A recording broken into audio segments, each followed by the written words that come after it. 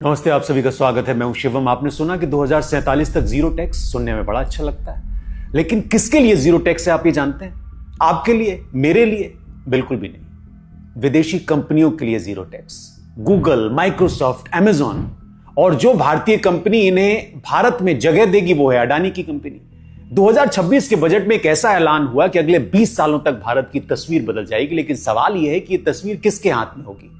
इस रिपोर्ट में मैं आपको यह बताऊंगा, जो हैरान करेगा आपको, कि क्यों विदेशी कंपनियों को भारत में मुफ्त का खेल मिल रहा है, अडानी का 50,000 करोड़ का मास्टर प्लान क्या है, और सबसे बड़ी बात कि आपका पानी कहां जा रहा है, वही पानी जो आप पीते हैं। शुरुआत करते हैं 1600 से। ईस्ट इंडिया कंपनी भारत आई व्यापार के नाम पर। उन्होंने कहा कि हम सिर्फ मसाले खरीदेंगे। फिर 150 साल तक राज किया उन्होंने इस देश में। ईस्ट इंडिया कंपनी पर मैंने एक स्टोरी की भी। कैसे किया? पहले टैक्स में छूट ली, फिर जमीन ली, फिर पानी, जंगल, खदानें, सब कुछ लिया, और जब भारतीयों को पता चला तब तक बहुत देर हो चुकी थी।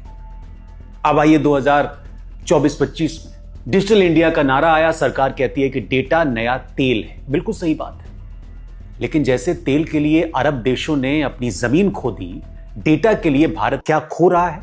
बजट 2026 में वित्त मंत्री ने एक ऐलान किया, मैं बताता हूं शब्दशः। विदेशी क्लाउड कंपनियों को भारत में डेटा सेंटर सेवाओं पर 2047 तक कोई इनकम टैक्स नहीं देना होगा। कोई इनकम टैक्स नहीं। बहुत अच्छी बात है, आपकी सरकार है, आप जो भी करें सुनकर अच्छा लगता है, वाह करिए, कितना बड़ा निवेश आएगा इससे। लेकिन रुकिए, ये छूट किसके लिए है? Amazon web service, AWS, Microsoft Azure, Google cloud, ये कंपनियां भारत में डेटा सेंटर बनाएंगी, भारतीय जमीन पर और भारतीय पानी से, भारतीय बिजली से। लेकिन मुनाफा जीरो टैक्स, जीरो। और इन डेटा सेंटर की जमीन कौन देगा? आप जानते हैं, अडानी ग्रुप। अडानी कॉनेक्स, ये अडानी का नया हथियार है। आप शायद जानते हो, जो लोग अडानी पे रिसर्च करते हैं, अडानी कॉनेक्स। महाराष्ट्र में 3000 मेगावाट के green data centre park, Telangana में 2500 करोड़ का निवेश, आंध्र प्रदेश में मेगा डेटा कॉरिडोर, कुल निवेश अप्रॉक्सीमेटली 50,000 करोड़ से ज्यादा।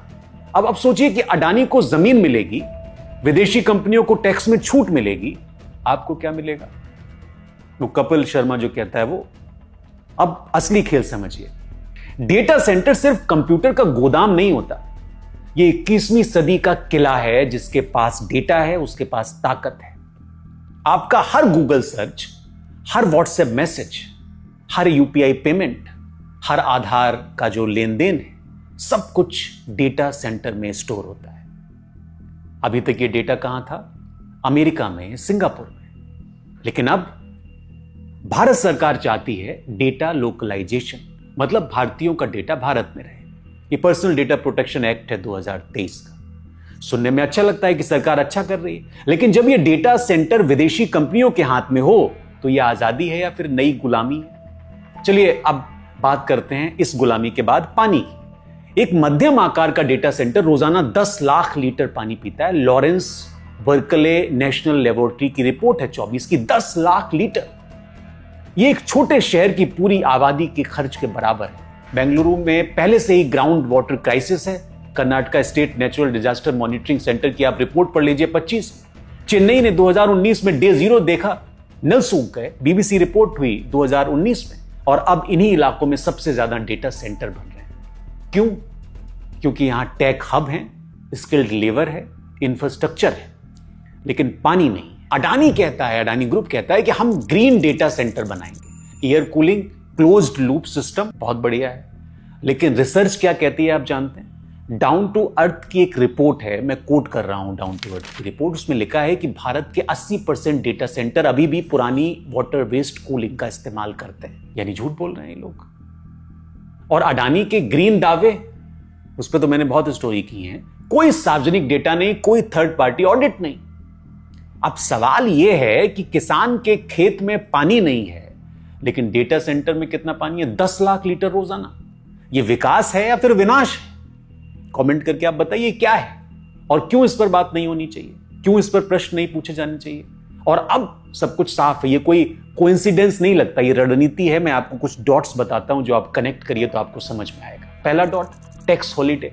2047 विकसित भारत तक कोई विदेशी कंपनी टैक्स नहीं देगी। मतलब अगले 21 सालों तक भारत सरकार को इनसे 1 रुपया नहीं मिलेगा, लेकिन बिजली, पानी, जमीन सब भारत देगा। दीजिए भाई, आप दे सकते हैं, आप पावर में हैं। लेकिन दूसरा डॉट, लैंड डील।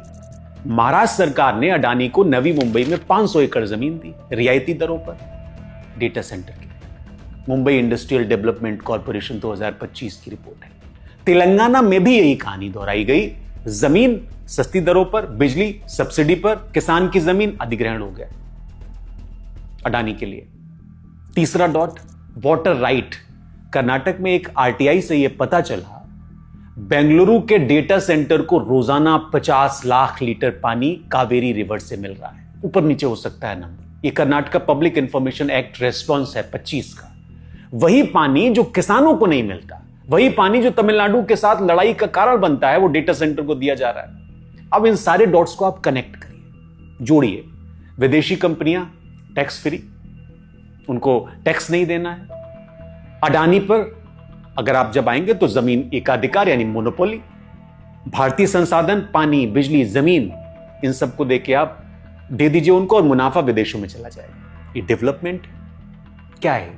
ठीक वैसे ही जैसे ईस्ट इंडिया कंपनी ने किया, तब मसाले, कपड़ा और अफीम था, अब डेटा, जमीन और पानी इंडिया में करिए आप। सबसे बड़ी बात क्या है आपको मैं बताता हूं। आपका डेटा भारत में है, लेकिन कंट्रोल किसका है? गूगल का, अमेजॉन का, माइक्रोसॉफ्ट का।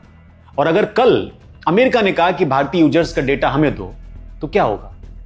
ट्रंप तो कुछ भी कर सकते हैं। स्नोडन ने 2013 में कहा था कि अमेरिकी सरकार सबकी जासूसी करती है। द गार्डियन में एनएसए रिविलेशन जून 2013 में रिपोर्ट पब्लिश हुई और वो अभी भारत में वही हो रहा है। लेकिन सर्वर विदेशी कंपनियों के हाथ में दे दिया गया। ये सुरक्षा के लिए खतरा नहीं है क्या?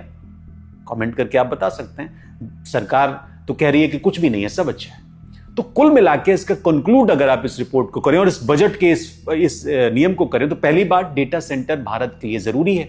डिजिटल इकोनॉमी के बिना हम पीछे रह जाएंगे, लेकिन शर्तों पर। दूसरी बात, टैक्स हॉलीडे देना गलत नहीं है, लेकिन 21 साल 2047 तक, ये इतना लंबा समय है कि बहुत सारे लोग गुजर चुके होंगे। इतने समय में क्या नहीं होगा? भारत की जनसंख्या 150 करोड़ पार हो जाएगी, पानी की समस्या और ज्यादा गंभीर होगी और ये कंपनियां अरबों डॉलर का मुनाफा लेके मौज करेंगी अमेरिका, बिना 1 रुपए का टैक्स दिए। 1 रुपए का टैक्स दिए। और तीसरी बात, पानी, जिस पर मैंने बहुत स्टोरीज की और मैं करूंगा आगे भी। ये सबसे बड़ा मुद्दा। अगर सरकार ने अभी नियम नहीं बनाए, मैंडेटरी रिसाइकलिंग नहीं की, पब्लिक ऑडिट नहीं किया, कम्युनिटी कंसेंट नहीं माना या उनसे बात नहीं हुई, तो 2030 तक हम एक और संकट देखने वाले हैं। नीति आयोग की रिपोर्ट है वाटर क्राइसिस पे 2023 की। अगले कुछ सालों में, 5-10 सालों में अगर यही नीति चलती रही जिस तरह से सरकार कर रही है, तो आप जानते हैं क्या होगा? 2027 तक 50 से ज्यादा बड़े डेटा सेंटर बनेंगे। 29 तक बेंगलुरु, चेन्नई में पानी का गंभीर संकट होगा। 30 तक किसान बनाम टेक कंपनियों के बीच टकराव। 35 तक भारतीय डेटा पर विदेशी नियंत्रण पूरी तरह मजबूत और 47 टैक्स हॉलीडे खत्म। लेकिन तब तक बहुत देर हो चुकी होगी, बहुत देर। आखिरी बात कह के मैं आपसे विदा चाहूंगा। ये अंत नहीं है, ये स्टार्ट है। सवाल ये नहीं है कि डेटा सेंटर बने या ना बने, सवाल ये है कि किन शर्तों पर, किसकी शर्तों पर। क्या हम अपने संसाधनों पर अपना हक मांग सकते हैं? क्या हम पूछ सकते हैं कि हमारा पानी किसके लिए? क्या ये हम कर सकते हैं? अगर आपको लगता है तो जरूर जवाब दीजिए। शेयर कीजिए इस वीडियो को, अपने सांसद से पूछिए, कमेंट करके बताइए, अपने आसपास के नेताओं से पूछिए कि आप क्या सोचते हैं इस पर।